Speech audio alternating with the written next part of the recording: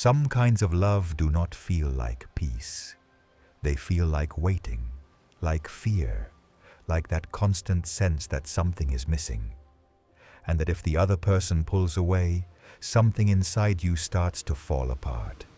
Welcome to Zen Reset, a space to understand what you feel, heal what weighs on you, and build more conscious relationships. In this episode, we're diving into one of the deepest and most painful wounds in love, the attachment pattern that makes you confuse anxiety with connection, emptiness with love, and need with destiny.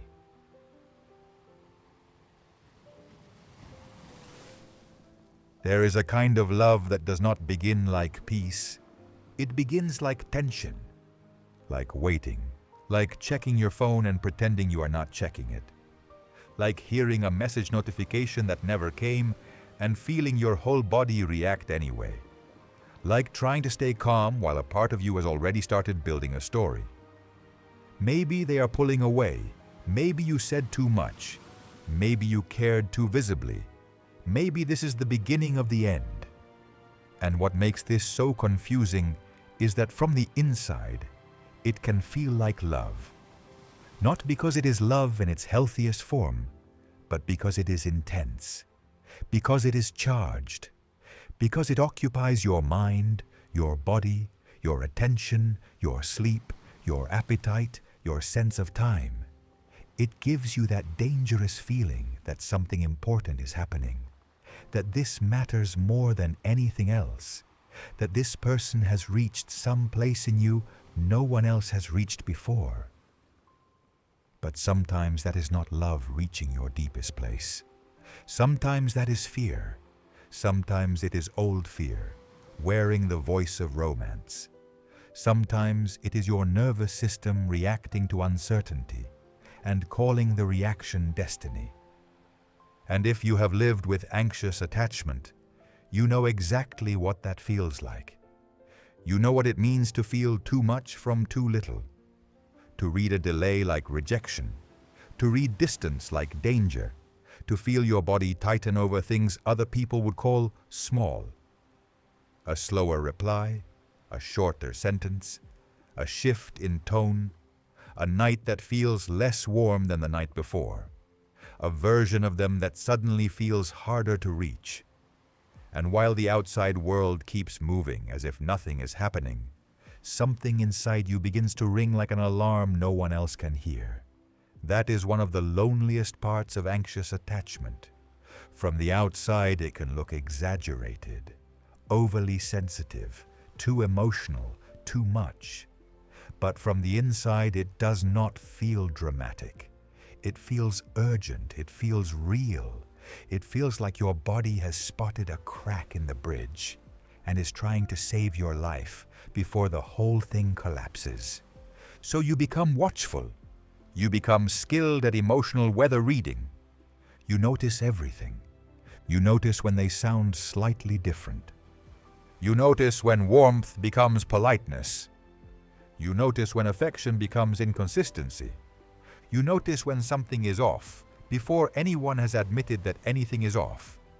And for a while, that ability feels almost like wisdom, like maturity, like deep emotional intelligence. You tell yourself you are just perceptive, just intuitive, just careful with what you love. But over time, you start to see the cost, because you are not just noticing. You are monitoring, you are scanning, you are living inside a relationship like someone who never fully gets to put their bags down. You are there, but not resting. You are close, but not safe. And eventually, what exhausts you most is not even the other person. It is the vigilance. It is the fact that you cannot simply love.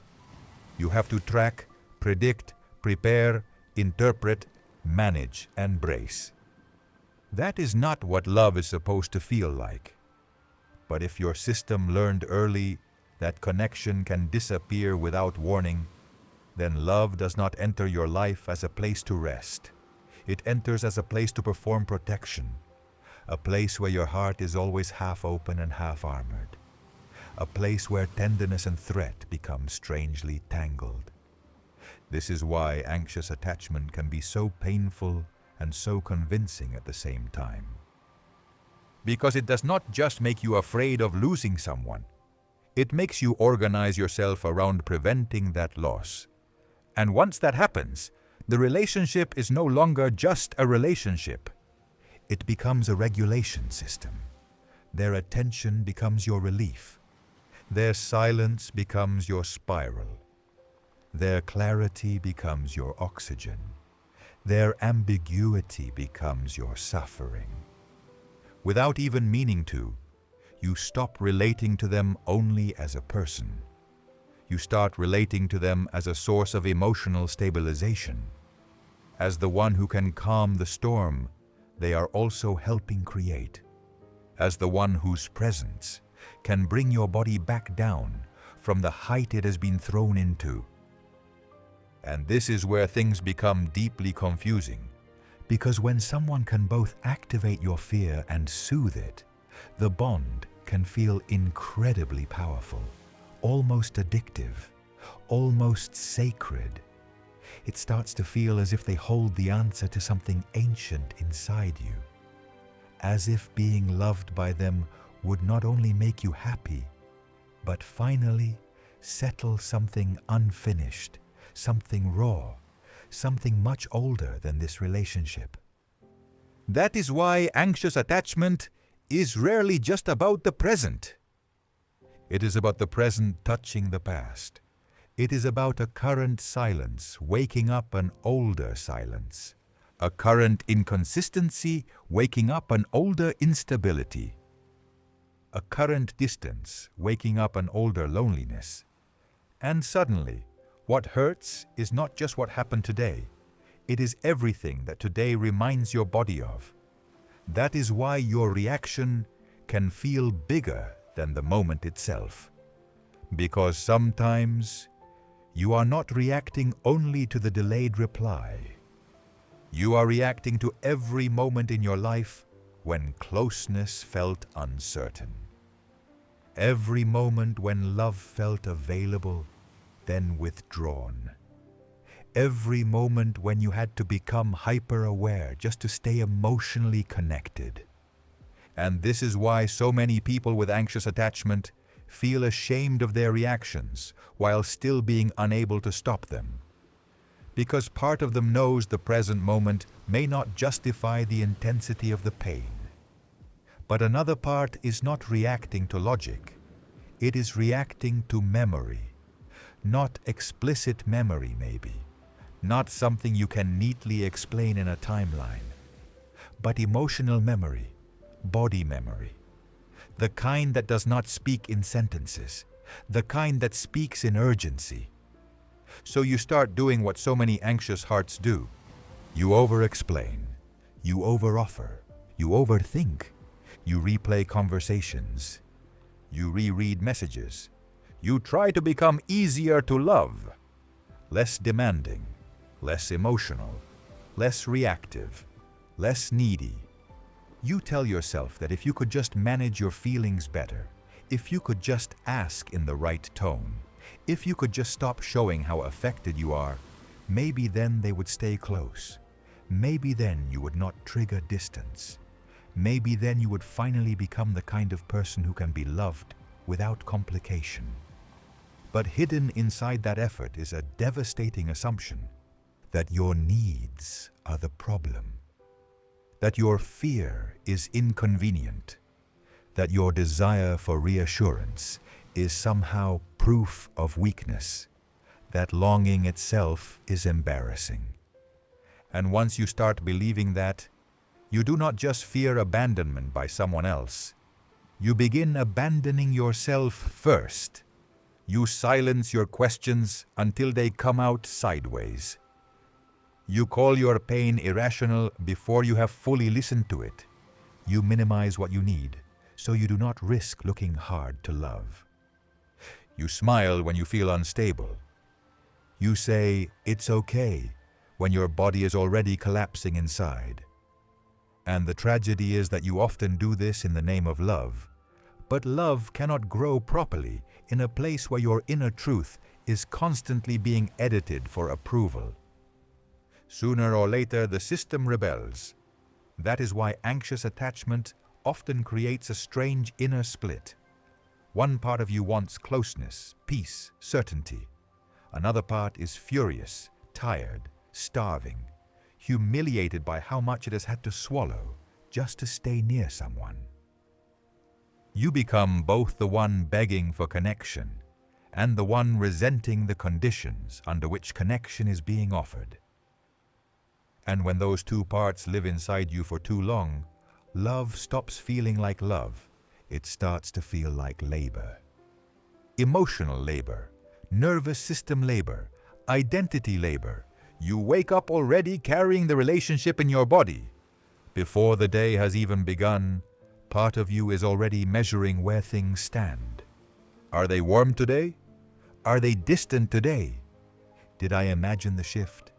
Am I about to lose something, or am I just afraid again?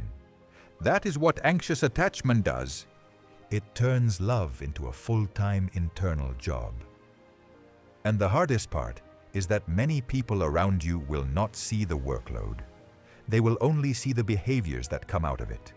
The overthinking, the sensitivity, the tears, the need for reassurance, the fear of mixed signals, the obsession with what changed. They will see the visible symptoms, but not the invisible pressure that created them.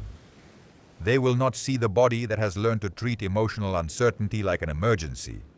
They will not see the nervous system that never fully trusts good moments because it is already preparing for the drop.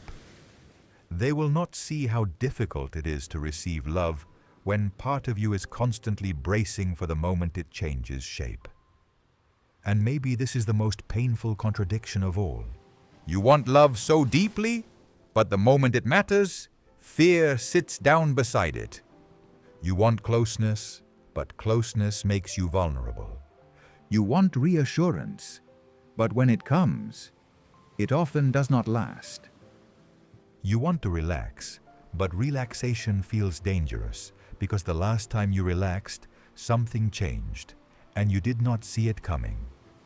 So instead of resting in love, you study it, you monitor it, you chase signs that it is still there.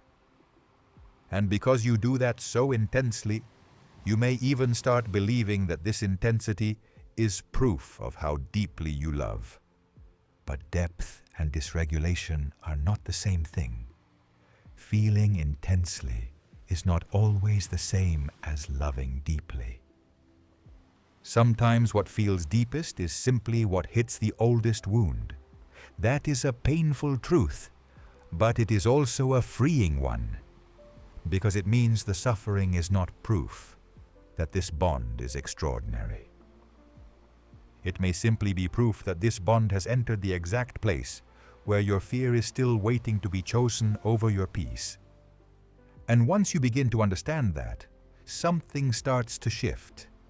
You begin to see that not everything in you that screams is telling the truth. You begin to see that your fear may be sincere, but that does not always mean it is accurate. You begin to separate the facts of the relationship from the stories your body creates when connection feels unstable. And that separation changes everything. Not all at once, not dramatically, but enough to create one crucial moment of awareness. The moment when you realize that what hurts you most is not only the possibility of losing them, it is the life you are forced to live while trying not to lose them. The self-monitoring, the waiting, the emotional bargaining, the silent panic, the endless hope that one more conversation, one more explanation, one more display of love will finally create the safety you have been trying to build out of uncertainty. That is the moment the illusion starts to crack, because you begin to ask a question you may have avoided for a very long time. What if this is not love asking to be trusted? What if this is fear asking to be familiar? What if I have mistaken emotional activation for emotional depth? What if what I call strong feelings is sometimes just my system reacting to inconsistency? And perhaps the most difficult question of all, what if the thing I have been calling love is actually my body's desperate attempt to avoid abandonment? When that question enters honestly, it changes the room.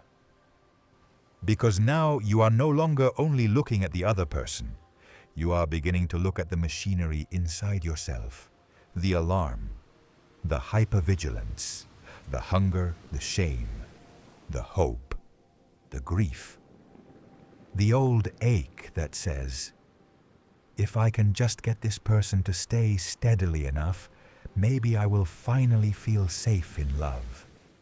But safety cannot be built only through someone else's consistency. Not if your own body has learned to expect rupture. Not if your own heart has been trained to call anxiety intimacy. Not if your own sense of worth rises and falls with someone else's availability. And that is where healing begins. Not in pretending you do not care, not in becoming cold, not in shaming yourself for needing reassurance, but in telling the truth. The truth that this hurts. The truth that you are tired. The truth that part of you has confused longing with devotion. The truth that you have spent too much time trying to earn peace in places that keep selling you uncertainty. And the truth that maybe, just maybe, the deepest problem was never that you loved too much. Maybe it is that you learned to love from a state of alarm. And if that is true, then healing is not about loving less.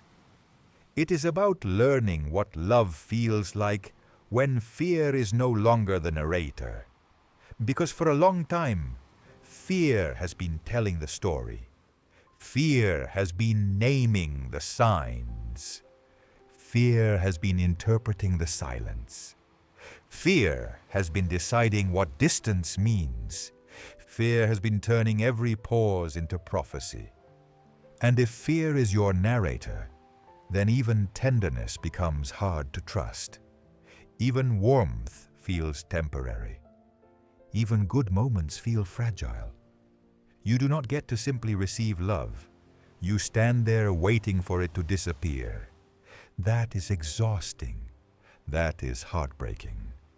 And that is exactly why the first step is not chasing more clarity from someone else.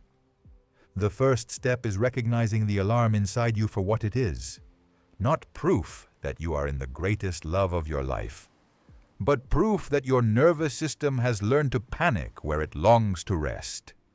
And once you see that, you cannot unsee it. You begin to notice how often you have called survival connection. How often you have called vigilance care.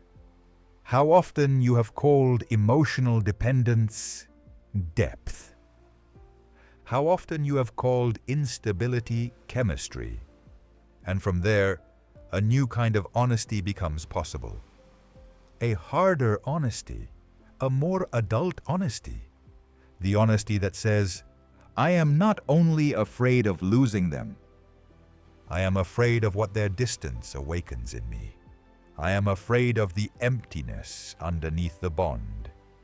I am afraid that if they stop choosing me, I will be forced to face every place where I have not fully chosen myself. That is where this journey truly starts. Not with a perfect answer, not with immediate peace, but with a painful, liberating recognition. The thing inside you that feels like love every time you are left uncertain may not be love at all. It may be the alarm you learn to mistake for love, and until you understand that, you will keep chasing relief and calling it connection. One of the most painful realizations in anxious attachment is this. It is not only that you fear being abandoned, it is that somehow you keep feeling drawn to people who make abandonment feel possible.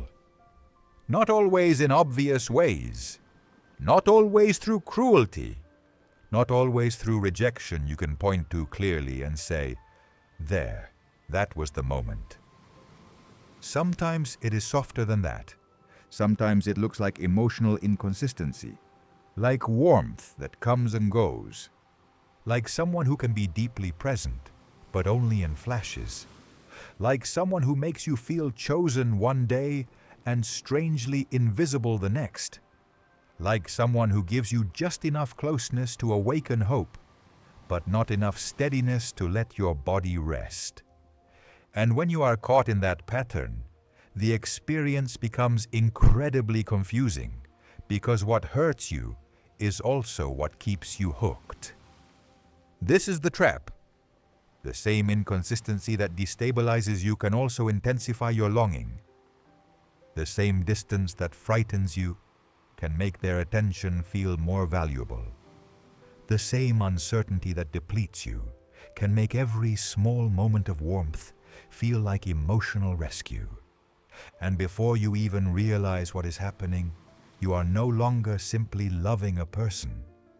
You are chasing relief. You are chasing the next return. You are chasing the moment where the tension drops and you can finally breathe again. That is why some bonds feel impossible to leave, even when they are clearly painful. Because you are not only attached to the person, you are attached to the cycle. The cycle of activation, hope, doubt, relief, panic, closeness, distance, and renewed pursuit. And cycles like that do something powerful to the nervous system. They train it, they condition it, they teach it to associate emotional reward with unpredictability. They make inconsistency feel magnetic, not because inconsistency is healthy, but because uncertainty sharpens attention. It heightens the stakes. It floods ordinary moments with emotional significance. A simple message feels like proof. A small gesture feels like salvation.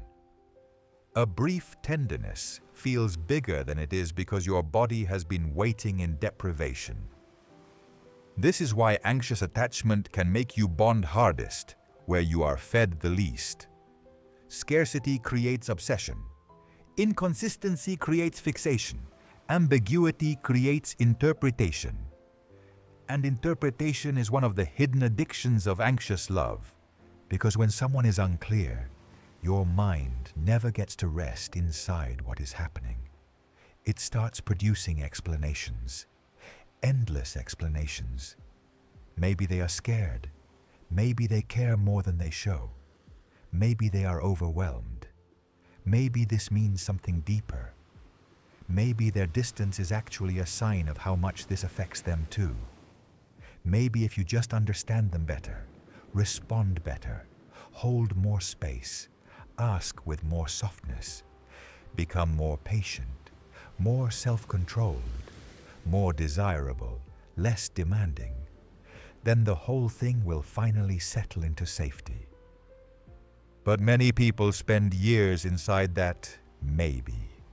Years, and maybe is one of the most dangerous places an anxious heart can live.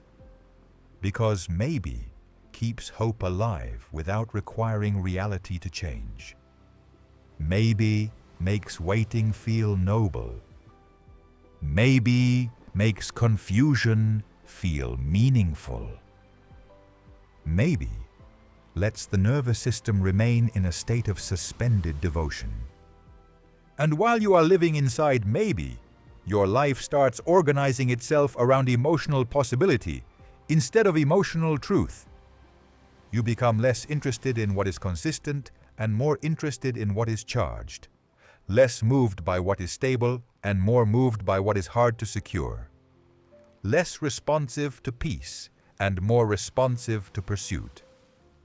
That is why secure love can feel strangely underwhelming at first when you have spent years in anxious dynamics.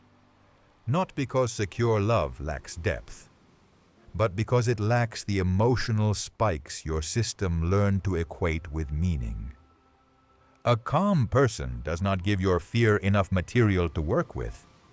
A consistent person does not invite the same level of fantasy. A clear person does not force you into interpretation. And for a nervous system raised on instability, that can feel unfamiliar, almost suspicious. Part of you may even call it boring. But often what you call boring is simply not activating your wound. That distinction matters more than almost anything. Because if you do not learn it, you will keep misreading your own attraction. You will keep assuming that the people who stir the most intensity in you must be the people who matter most. You will keep calling anxiety chemistry. You will keep calling uncertainty depth. You will keep calling the emotional roller coaster a sign that this bond is special. But a bond can feel powerful and still be profoundly misaligned with your well-being. A person can affect you deeply and still be wrong for your nervous system. Someone can awaken your longing while remaining incapable of offering the kind of love that lets you stay whole. And this is where anxious attachment becomes more than fear.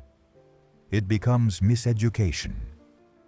Your body starts learning the wrong lessons. It learns that love must be earned through endurance. It learns that closeness is unstable. It learns that desire grows stronger when something is hard to get. It learns that emotional hunger is part of romance. It learns that being kept uncertain is somehow connected to passion. And once those lessons sink deep enough, the heart begins moving toward what feels familiar, even when familiar is painful. That is one of the harshest truths in all of this. Familiar pain can feel safer than unfamiliar peace. Not better, not healthier, just more recognizable. And human beings are often drawn to what they recognize before they are drawn to what will actually heal them. So when someone enters your life and gives you that familiar mixture of warmth and distance, openness and withdrawal, tenderness and ambiguity, something inside you lights up, not because your soul has found its match. Sometimes simply because your wound has found its language. That is why anxious people often describe a certain kind of person as irresistible. The emotionally hard-to-read person, the person who signals interest, then retreats. The person who offers glimpses of intimacy but resists emotional continuity.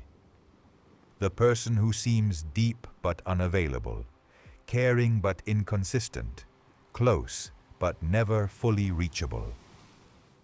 To the outside world, the appeal can look irrational. But to the anxious system, it makes perfect sense. Because this person creates the exact emotional atmosphere your body has been trained to chase. They keep the hope alive. They keep the fear alive. And together, hope and fear create enormous attachment. It is not random. It is biochemical. It is psychological. It is relational memory repeating itself in real time. The brief moments of closeness become especially powerful because they arrive after tension, after uncertainty, after longing, after waiting. So when the warmth finally comes, it does not land as ordinary affection. It lands as reward, as release, as proof that the bond is still alive, as confirmation that all the effort, all the patience, all the overthinking may still be leading somewhere. And this is how the loop strengthens. Distance creates hunger. Hunger increases focus. Focus amplifies meaning. A small return feels enormous. Relief bonds you tighter. Then the distance returns. And because you have now tasted relief again, you chase it harder. This is why some people do not even realize how depleted they are until the relationship ends or pauses long enough for the adrenaline to drop. Only then do they notice the exhaustion, the loss of self, the hours spent ruminating, the sleep disrupted by emotional uncertainty, the way their mood became dependent on micro signals from someone else, the way their sense of worth started rising and falling according to responsiveness. That is not devotion. That is destabilization. But from inside the bond, it rarely feels that clear, because anxious attachment does something else that is deeply disorienting. It turns your empathy against you. You become extremely good at understanding why the other person struggles to show up. You understand their wounds. You understand their fears. You understand their defenses. You understand their mixed messages. You understand the reasons behind the inconsistency so well that you stop using impact as your measure and start using explanation. And explanation can keep people trapped for years. Because once you deeply understand why someone cannot love steadily, you may start treating their inability like something noble to endure rather than something painful to respond to. You tell yourself not to be harsh, not to be demanding, not to make it about you. You tell yourself they are trying in the only way they know how. And maybe they are. But someone trying from within their limitations does not automatically make those limitations safe for your heart. Compassion is beautiful, but compassion without boundaries becomes self-erasure. Understanding someone is not the same as being well loved by them. You can see exactly why they pull away and still be harmed every time they do. You can know their history and still be left starving. You can love their woundedness and still slowly disappear inside the relationship. This is why emotional insight alone does not heal anxious attachment. You may understand the dynamic perfectly and still stay in it. You may be able to explain every pattern and still feel unable to step back. Because healing does not happen when the mind understands the story. Healing happens when the body stops confusing inconsistency with home. And that takes more than insight. It takes grief. It takes discipline. It takes a painful willingness to stop romanticizing what keeps hurting you. It takes the courage to admit that some of what you called a deep connection was actually an intense, trauma-compatible fit. Not because the bond was fake, not because your feelings were fake, but because strong feelings are not always wise feelings. Sometimes you feel strongly because something ancient has been activated. Sometimes you feel deeply because the relationship has reached the exact architecture of your wound. And wounds can create extraordinary loyalty to what hurts them. That is why anxious attachment often keeps people loyal to hope long after reality has started speaking. Reality says, you are tired. Reality says, you are becoming smaller here. Reality says, you are adapting too much. Reality says, you are trying to build security out of someone else's inconsistency. Reality says, your body is not confused. It is stressed. But hope keeps interrupting. Hope says, maybe this next conversation changes everything. Hope says, maybe they are finally ready. Hope says, maybe if you are softer, calmer, more understanding, less reactive, less affected, more patient, then the version of them you keep seeing in fragments will finally become permanent. And fragment love is one of the most dangerous kinds of love there is. Because you are not only loving what exists, you are loving what appears in pieces. You are building commitment around glimpses. You are attaching to potential. And potential is seductive precisely because it lets you stay emotionally invested without requiring mutual reality. You can suffer for potential for a very long time. You can sacrifice for potential. You can wait for potential. You can call it loyalty, depth, faith, patience, emotional maturity. But eventually, If you are honest, you have to ask, am I loved in this relationship?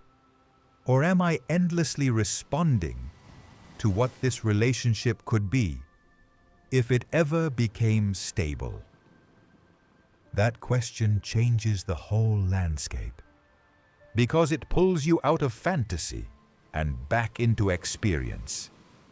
Not who they are on their best day, not who they could be if healed, not who they become in their warmest moments, who they are repeatedly, who they are relationally, who they are when intimacy asks something steady of them.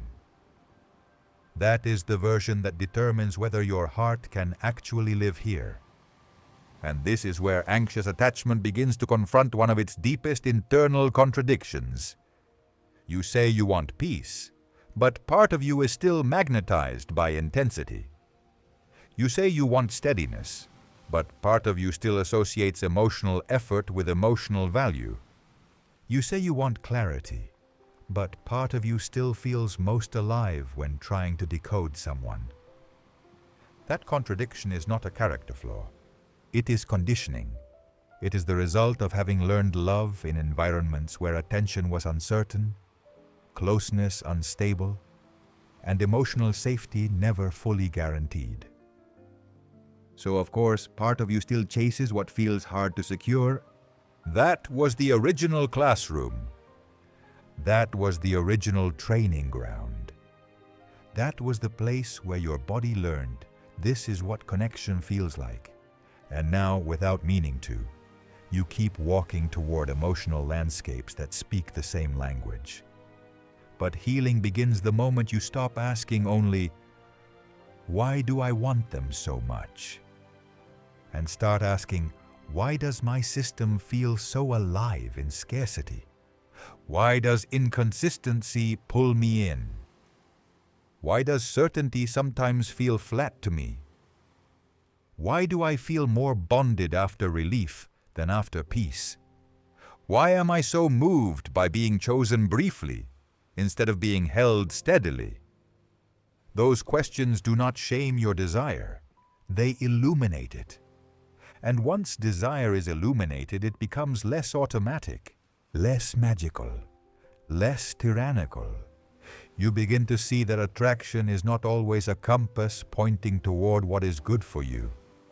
Sometimes it is simply a compass pointing toward what is familiar to your wound. That does not mean you can force yourself to stop feeling. It means you can stop worshiping every feeling as truth.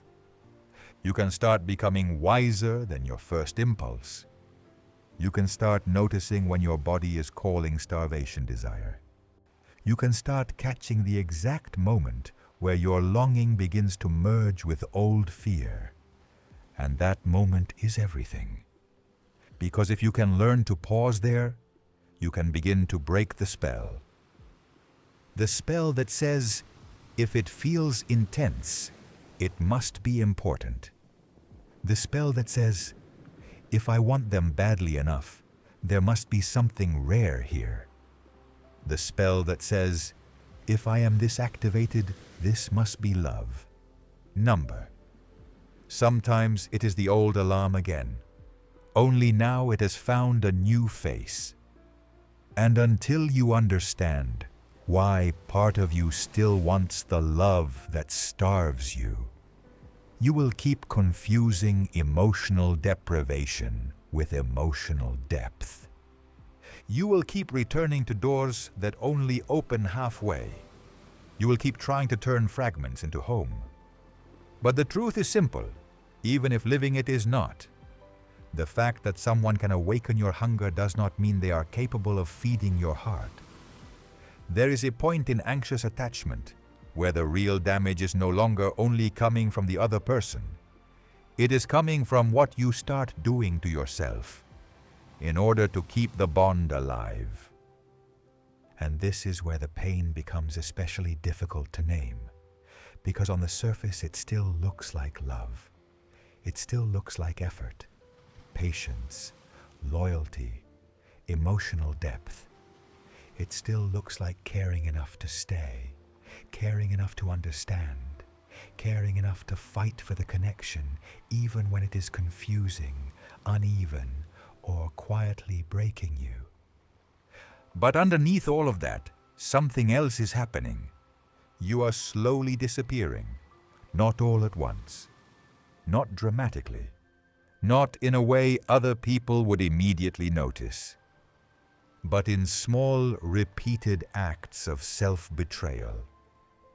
You stop saying what you really feel because you do not want to sound too much. You stop asking for clarity because you are terrified of hearing something final. You stop naming what hurts because part of you believes that if you become easy enough, soft enough, undemanding enough, then maybe the relationship will finally become safe. You tell yourself that this is maturity, that this is emotional control, that this is what loving someone through their limitations looks like. But often it is not maturity. It is fear adapting. It is your nervous system deciding that honesty is too dangerous and self-erasure is the safer strategy. And the tragedy of that is enormous, because now the relationship is not only hurting you through inconsistency, it is hurting you through the version of yourself you become in order to survive it. This is how self-abandonment begins. Not with a decision, with a pattern. A pattern of leaving yourself first so no one else has to. A pattern of swallowing discomfort before it can become inconvenient. A pattern of translating pain into patience. A pattern of making your needs smaller so the bond has more room to breathe. A pattern of calling your own emotional reality too much before anyone else gets the chance to. And the longer this goes on, the more distorted love becomes. Because now the relationship is no longer only about connection. It becomes a negotiation between your truth and your fear. Every time something hurts, you face an invisible question. Do I tell the truth and risk distance? Or do I stay quiet and keep the connection for one more day? That question will wear a person down from the inside, because no matter which option you choose, something in you loses. If you speak, you fear abandonment. If you stay silent, you abandon yourself. That is why anxious attachment can become such a brutal inner war. It is not just the fear of losing the other person. It is the feeling that there is no safe place to stand. If you protect the bond, you betray yourself. If you protect yourself, you fear losing the bond. So you live in compromise. You say half of what you feel. You ask in softened language for things that matter deeply. You pretend to understand what you are actually devastated by. You act okay because you cannot bear the thought of being seen as difficult. You become emotionally fluent in everyone's needs except your own.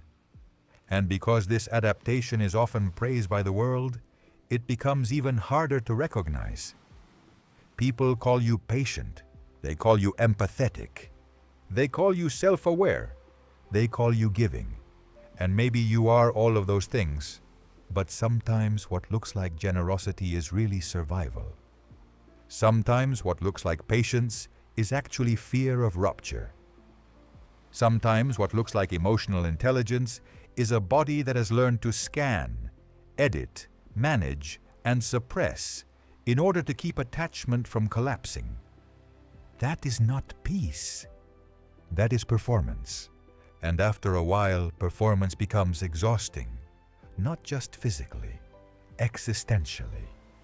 Because the longer you stay in a dynamic where you must constantly reshape yourself to preserve closeness, the harder it becomes to remember who you are when you are not adapting. This is why so many anxious people feel strangely empty at the center of relationships they care about most. They are so focused on maintaining connection that they lose contact with the self that is supposed to be inside it.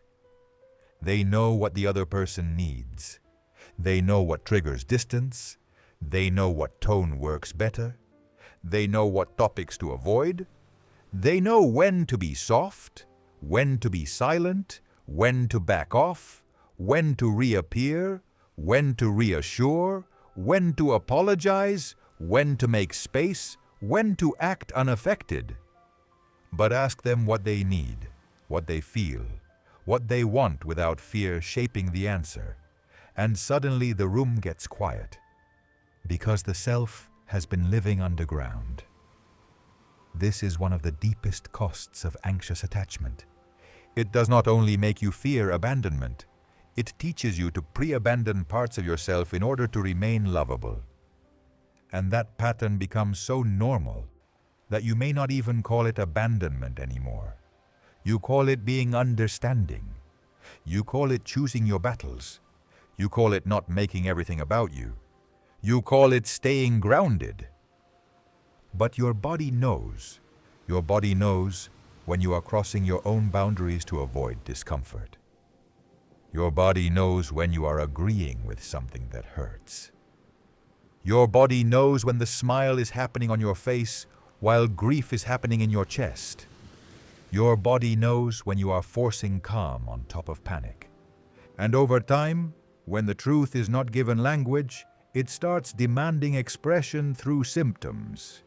Restlessness, overthinking, resentment, insomnia, emotional volatility.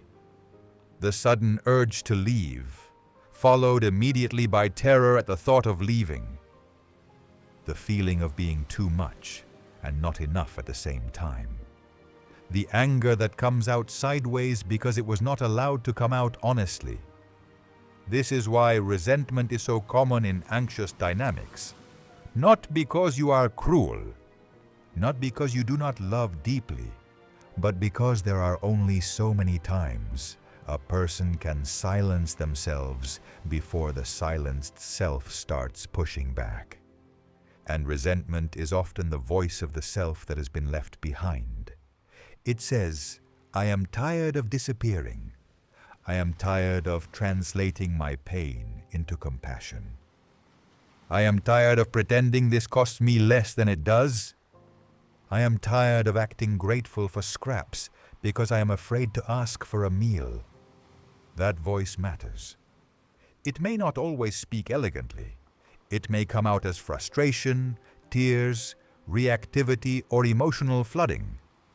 But beneath it there is usually truth. The truth that some part of you has been living too far away from your own center. The truth that you are not only afraid of losing them, you are exhausted from losing yourself. And this is the turning point many people miss. They keep focusing on how badly they need the other person to change, not realizing that the relationship has already done something equally painful. It has taught them to live at a distance from themselves. That distance is devastating, because once you are far enough from yourself, you start needing the other person even more. Why? Because the less connected you are to your own inner ground, the more desperate you become for external reassurance. The more you disconnect from your own authority, the more powerful their words become.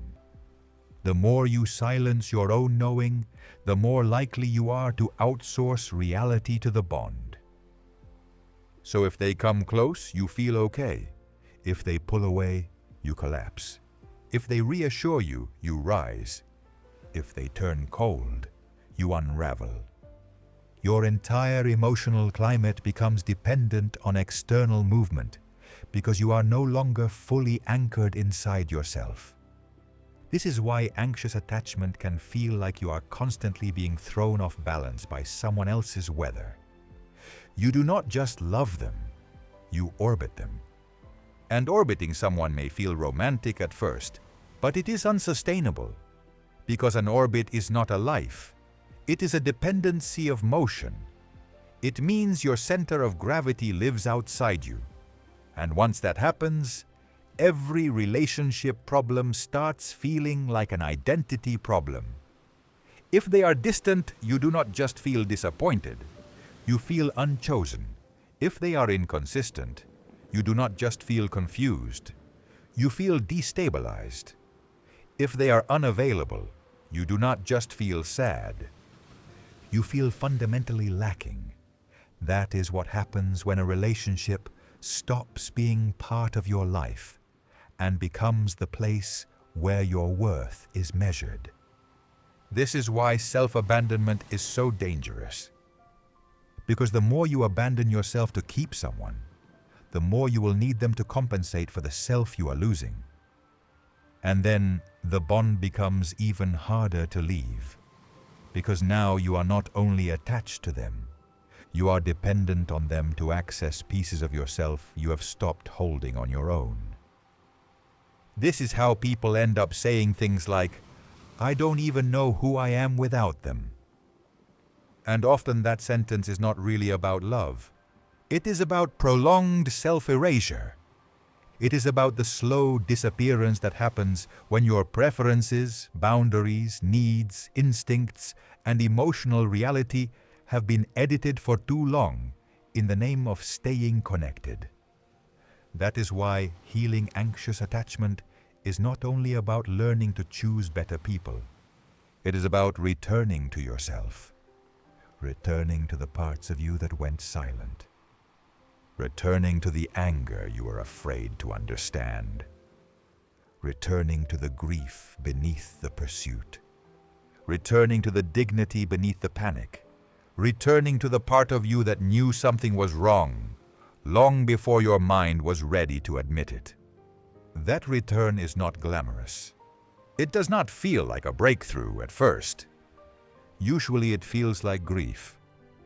Because when you start coming back to yourself, you begin to see how many times you left, how many moments you swallowed what mattered, how many nights you explained away what your body had already understood, how many times you called self-abandonment love because the truth was too frightening to face.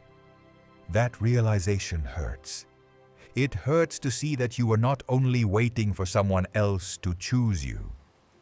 You were often participating in your own disappearance while hoping they would notice how loyal you were. But that pain is also sacred, because it is the beginning of self-respect, not the loud kind, not the performative kind, the real kind, the kind that starts with very quiet decisions. I will not call my needs irrational just because they are inconvenient here. I will not confuse silence with maturity. I will not praise myself for enduring what is steadily shrinking me. I will not keep translating mixed signals into hope just because certainty scares me. I will not keep acting fine while abandoning my own inner life. These decisions seem small, but they change everything. Because every time you stop overriding yourself to maintain false peace, you send your body a new message. I am no longer willing to leave myself in order to be loved. That message is revolutionary for an anxiously attached nervous system, because for so long, love has felt like adaptation, like proving you can survive instability, like becoming flexible enough, good enough, patient enough, low maintenance enough, intuitive enough, forgiving enough to finally deserve consistency. But love is not supposed to require your disappearance. And the moment you truly begin to understand that, something sharp and painful comes into view. Some of the deepest loneliness in anxious attachment does not happen when the other person leaves the room. It happens while they are still there. It happens when you are next to them, but far from yourself. It happens when you are in the bond, but not in your own body.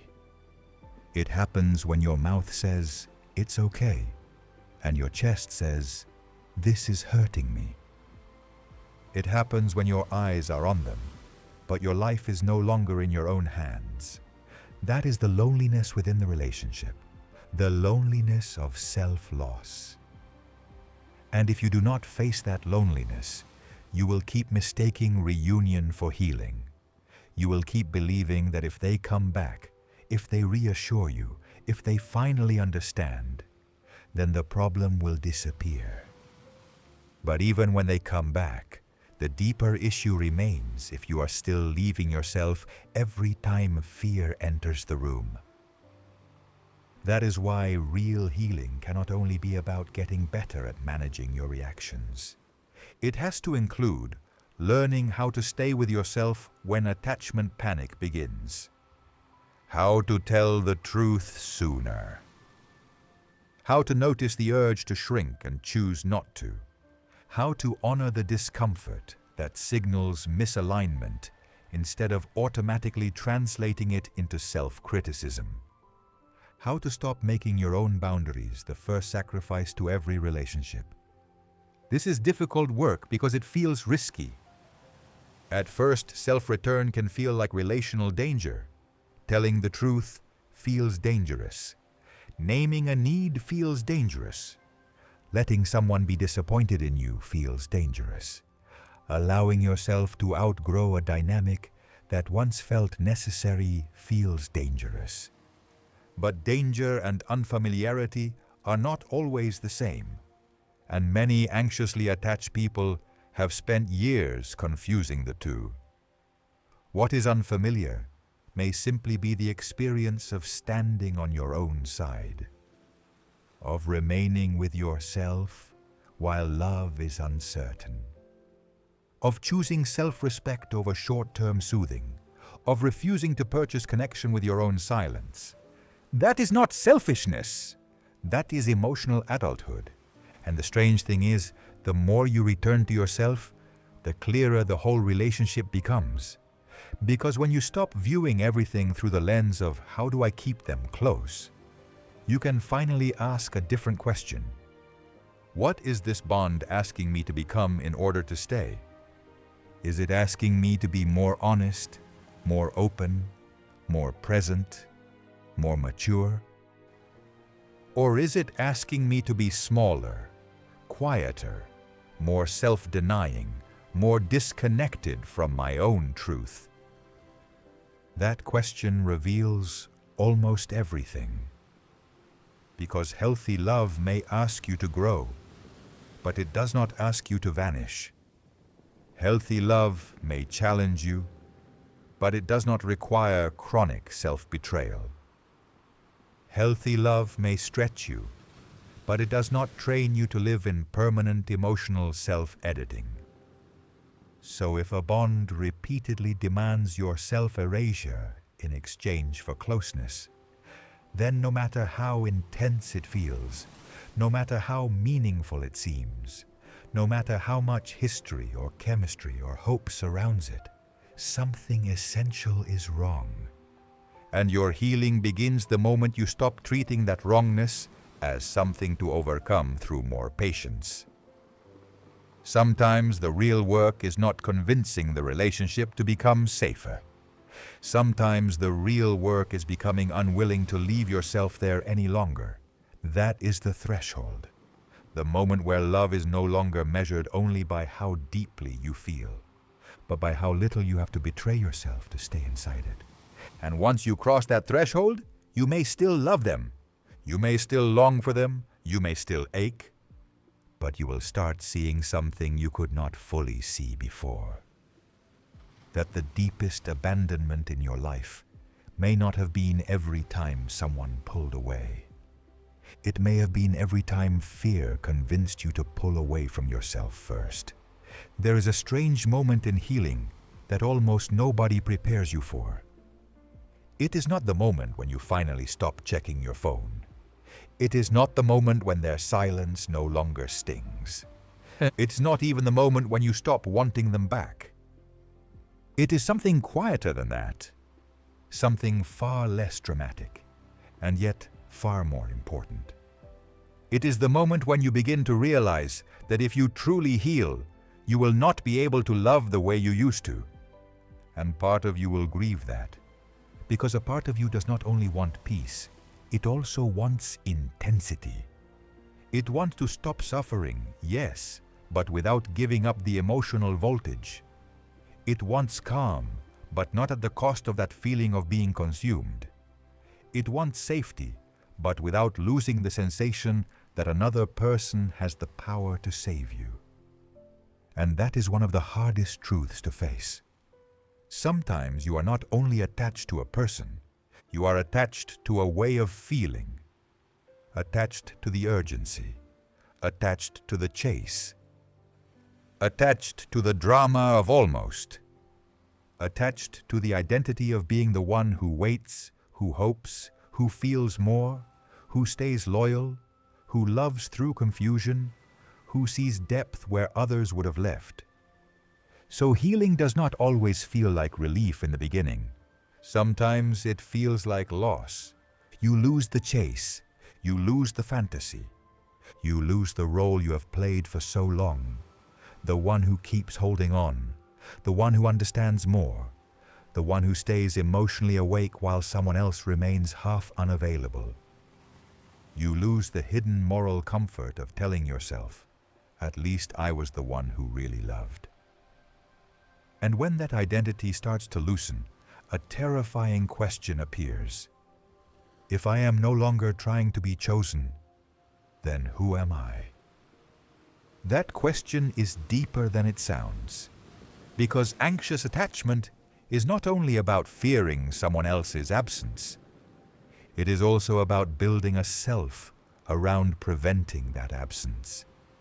It becomes a role, a posture, a way of organizing your emotional life. You become the watcher, the responder, the one who adjusts, the one who waits for the room to shift, the one who feels the bond for two people and calls that devotion. And when you begin to heal, you do not just lose pain. You lose an identity built around pain. That is why so many people relapse emotionally, right when they are starting to get better. Not because they are weak, not because they learned nothing, but because the emptiness left behind by old patterns can feel more frightening than the patterns themselves. At least the old pain was familiar. At least the old drama gave you something to do. At least the old anxiety made you feel connected to something, even if that connection was slowly draining the life out of you. But healing requires a different kind of courage. The courage to tolerate peace before it feels natural. The courage to sit in steadiness without mistaking it for emptiness. The courage to stop calling emotional activation passion. The courage to let your body learn a new language of love. Because for a long time, your body may have believed that love must come with uncertainty in order to feel real. That longing proves importance. That waiting proves devotion. That the more someone can disturb your inner world, the more meaningful the bond must be. But that is not love. That is conditioning. And conditioning is powerful because it does not just live in your thoughts.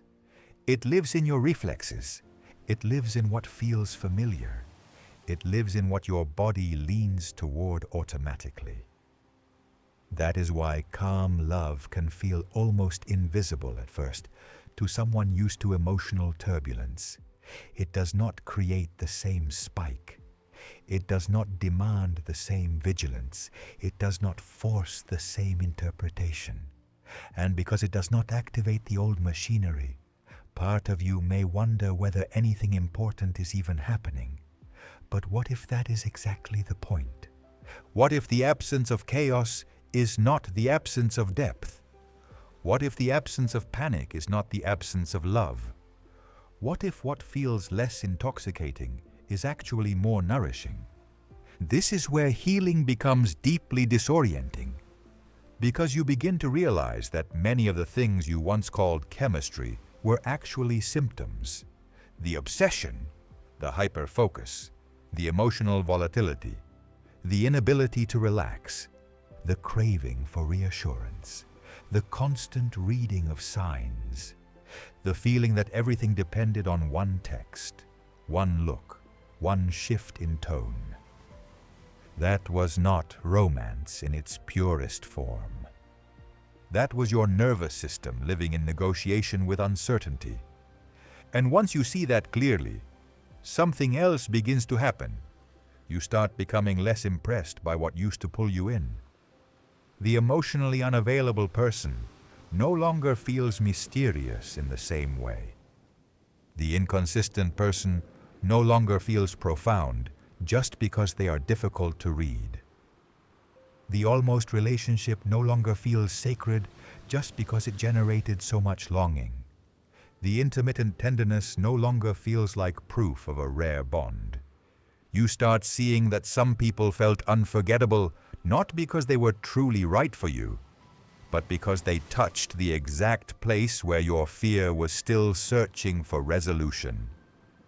That realization can break your heart a little, because it means some of what you called destiny was actually dysregulation.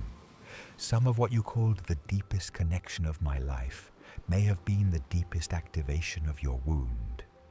Some of what you called "I've never felt this way before" may simply mean "I have never been triggered this precisely before." And still, none of that makes your feelings fake. Your feelings were real. Your pain was real. Your attachment was real. But real does not always mean wise. Real does not always mean healthy.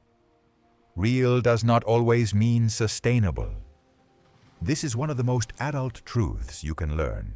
Just because something is emotionally real does not mean it is relationally right. And healing is the process of becoming honest enough to live by that truth. Not just admire it, not just understand it intellectually. Live by it, which means you begin asking different questions. Not just, do I love them?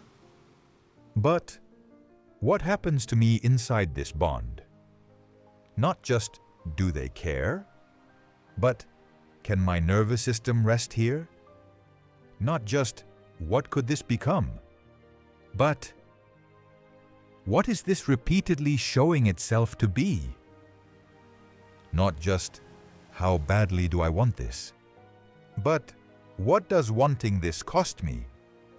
Those questions change everything, because they pull you out of fantasy and back into embodiment. Back into your actual life. Back into your sleep, your appetite, your concentration, your sense of self, your emotional energy, your ability to remain connected to your own truth.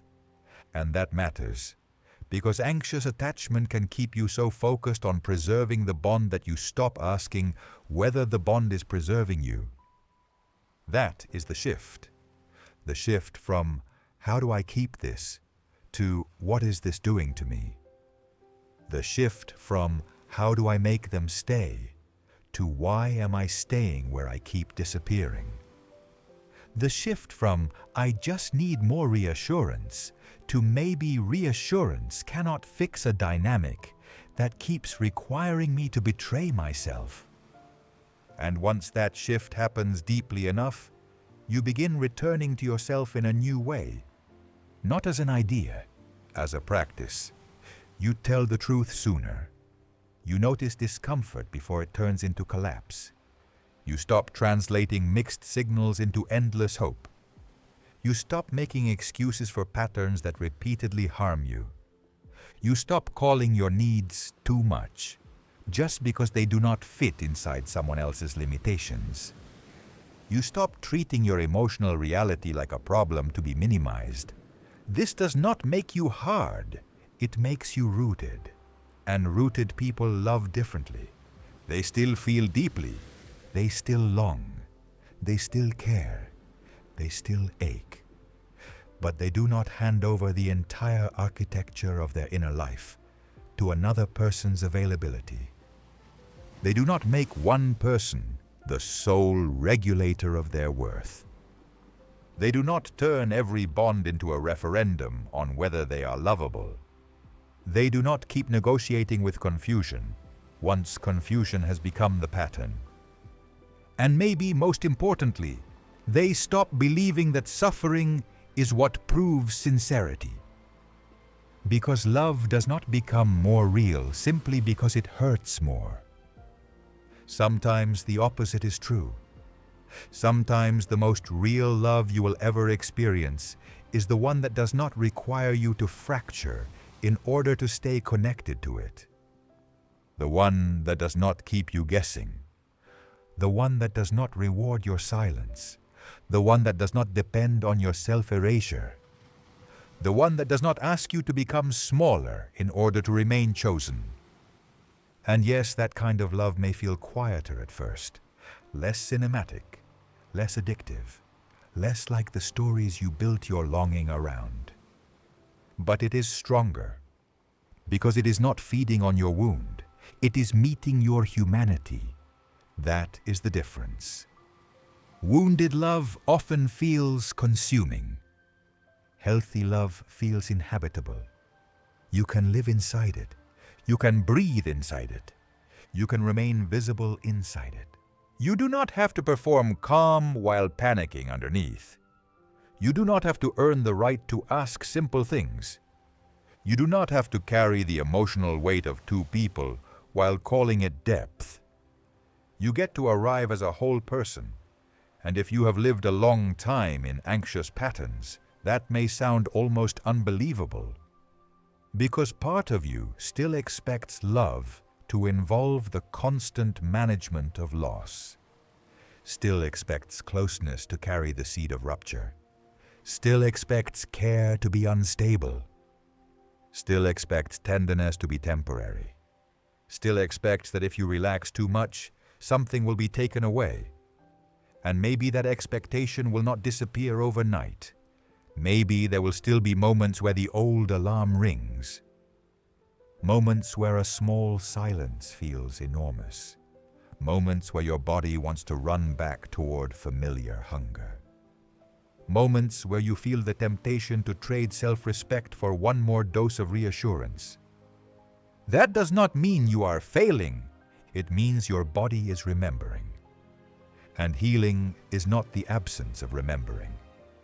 It is your growing ability to respond differently when memory takes over, to pause, to breathe, to stay, to ask better questions, to refuse the automatic script, to say, this feeling is real, but it is not necessarily telling the whole truth. That is what emotional freedom looks like. Not becoming untouched, becoming unruled. And eventually, if you keep choosing yourself in those moments, something subtle but profound begins to change. You stop feeling proud of how much pain you can endure for love. You start feeling proud of how honestly you can remain with yourself. You stop admiring your capacity to wait. You start valuing your capacity to discern. You stop measuring love by intensity. You start measuring it by whether it allows you to remain whole. That is maturity, not emotional numbness, not detachment, not pretending you need no one. Real maturity is being able to need love without kneeling before instability. It is being able to desire closeness without sacrificing self-trust. It is being able to miss someone without turning your missing into self-abandonment. It is being able to love and still leave when staying means disappearing. And maybe that is the most radical change of all. Because at some point, you realize that the deepest healing was never going to come from finally finding the perfect person to repair your original wound. It was going to come from no longer participating in your own abandonment while waiting for someone else to save you from it. That is the real repair. The day the silence comes, the old panic rises, your body starts telling the same old story. And instead of running toward the nearest source of relief, you turn inward and do something you once thought was impossible. You stay. You stay with the fear without obeying it. You stay with the ache without translating it into pursuit.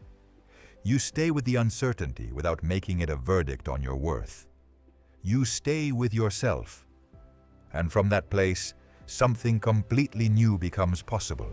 Not perfect love, not painless love, but honest love, grounded love, adult love, the kind that begins not when someone finally chooses you in exactly the right way, but when you stop abandoning yourself every time love becomes uncertain. Because maybe the oldest wound was never only that others left. Maybe it was all the times you left yourself in order to make them stay. And healing begins the day that pattern ends. The day fear knocks, and you do not hand it the microphone. The day longing rises, and you do not confuse it with truth. The day uncertainty appears, and you do not immediately turn against your own heart. The day you finally say, with steadiness instead of desperation, with dignity instead of collapse, with a voice that no longer needs permission to exist, I am still here. I am not leaving myself this time. And that may be the first truly secure love of your life. And if you stayed until the end, thank you, truly, for your time and your trust. If this episode resonated with you, made you reflect, or helped you understand yourself a little more deeply, make sure to subscribe to the channel and leave a like, because that really helps Zen Reset keep growing. And of course, feel free to leave a comment with anything this episode brought up for you, your thoughts, your experience, or any reflection you want to share. I'd love to read you. And stay close, because in the next video we're going even deeper into all of this. See you very soon.